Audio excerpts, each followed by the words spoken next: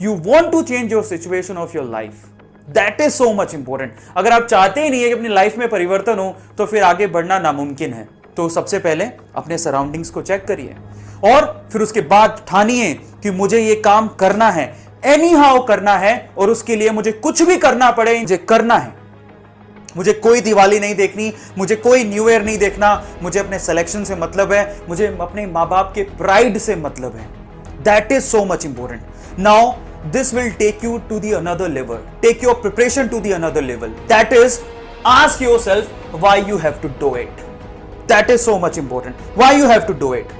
दूसरा, अब उसके बाद जब आपको पता लग जाए कि मुझे ये काम क्यों करना है, मुझे अपनी कंडीशन चेंज करने के लिए करना है, मुझे अपने माँ बाप की मॉनेटरी कंडीशन को, सिचुएशंस को समझने के हिसाब से अपनी प्रिपरेशन को मोल्ड करना है, उसके बाद आपको ये समझना है कि आपको ये करना कैसे है। वक्त को देखना है और उसके हिसाब से प्रिपरेशन करना है। हार्ड वर्क तो करना है लेकिन उसके साथ स्मार्ट वर्क भी करना पड़ेगा। सबसे पहले आपको क्या करना है, प्रॉपर प्लानिंग करनी है, और उस प्लानिंग को करने के लिए आप क्या कीजिए, अपना शेड्यूल बनाइए। देखिए कई लोग क्या करते हैं ना, कमेंट सेक्शन में लिखते हैं कि सर कोई टाइम टेबल बताओ, कोई शेड्यूल बताओ। देखिए इस चीज को समझ लीजिए, मैं टाइम टेबल या शेड्यूल, मैं आपकी सिचुएशन तो जानता ही नहीं हूं कि आप कौन सी सिचुएशन में कैसे रह रहे हैं। कोई बच्चा स्कूल जा रहा होगा, कोई अपने माँ बाप की हेल्प करता होगा, अगर स्कूल नहीं जाता होगा, पास आउट होता होगा तो अपने माँ बाप की शॉप में मदद करता होगा, बिजनेस में मदद करता होगा, फिर भी उसकी इच्छा होगी कि वो इंजीनियर डॉक्टर बने।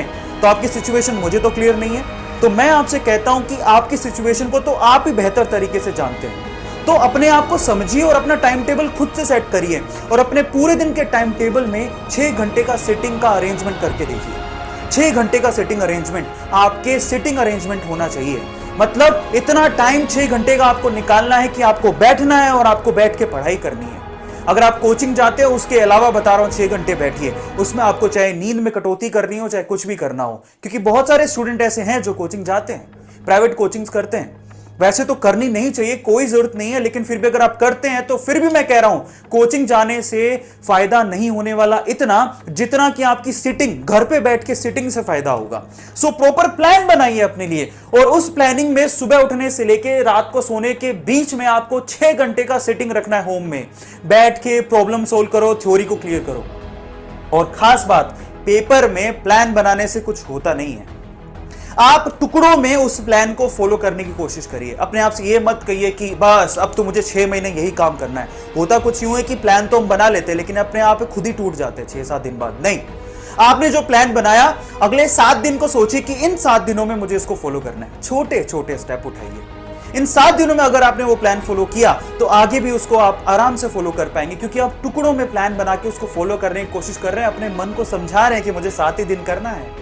अब खास बात देखिए, प्लान को प्रॉपरली फॉलो करना बहुत ज्यादा जरूरी है। अगर आप ही अपने नियम बताएंगे और बनाएंगे नियमों को तोड़ेंगे तो आपके सिलेक्शन के चांसेस तो कम ही है ना guys. Again this is so much important. Plan important नहीं है, प्लान को एग्जीक्यूट करना इंपॉर्टेंट है, उसको फॉलो करना इंपॉर्टेंट है, वो भी स्ट्रिक्टली। से योरसेल्फ कि भाई ये लो लास्ट टाइम है यार, इसके बाद कब मैं अपनी जिंदगी बदलूंगा। कहिए अपने आप से, कब कहेंगे, यही वक्त है कहने का।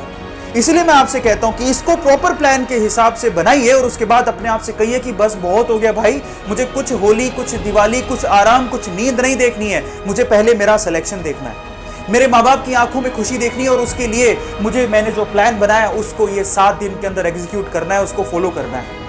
और उस एग्जीक्यूशन में आप याद रखिए आपके तो 3 मेन सब्जेक्ट हैं, फिजिक्स केमिस्ट्री मैथ या फिजिक्स केमिस्ट्री बायो, उनके 100 MCQs की प्लानिंग आपके अंदर उस शेड्यूल में होनी चाहिए। Again this is so much important, होनी ही चाहिए। दिन के 100 MCQs को प्लान करो, उसको सोल्व करने की कोशिश करो, तब मजा आएगा आपको। अब यहां पर स्ट्रिक्टली प्लान करना बहुत ज्यादा इंपॉर्टेंट है, लेकिन एज अ ह्यूमन बीइंग मैं मानता हूं कि हमारे में एंथुसियाज्म 6 से 7 दिन से ज्यादा नहीं रहता है। तो आप क्या करिए, 6 दिन का प्लान करने के बाद 7वें दिन अपने आप को रिलैक्स दीजिए, संडे को मोटिवेट कीजिए, अपने आप से बात कीजिए कि अगला टारगेट क्या है, और कहिए अपने आप से छोटे छोटे स्टेप लेके मुझे अच्छा इंजीनियर, अच्छा डॉक्टर बनना है। और मोटिवेशन के लिए मोटिवेशनल वीडियोस देखो। मैं भी ऐसे ही करता हूं, 7 दिन का काम, उसके बाद जो 7वां दिन होता है उसमें मोटिवेशनल अपने आप को मोटिवेट करता हूं। से योरसेल्फ कि आगे का प्लान क्या है, मुझे क्या करना है जिंदगी में, अपने आप से बात करिए। 7वें दिन मत पढ़िए, भले ही चलेगा। 6 दिन को प्रॉपर प्लान करने के बाद 7वें दिन प्रॉपरली एग्जीक्यूट करने के बाद 7वें दिन प्लान करो अगले 6 दिनों का। और अपने आप से बात करो, अपने आप को मोटिवेट करो कि तुम्हें करना क्या है, जिंदगी में जाना कहाँ है।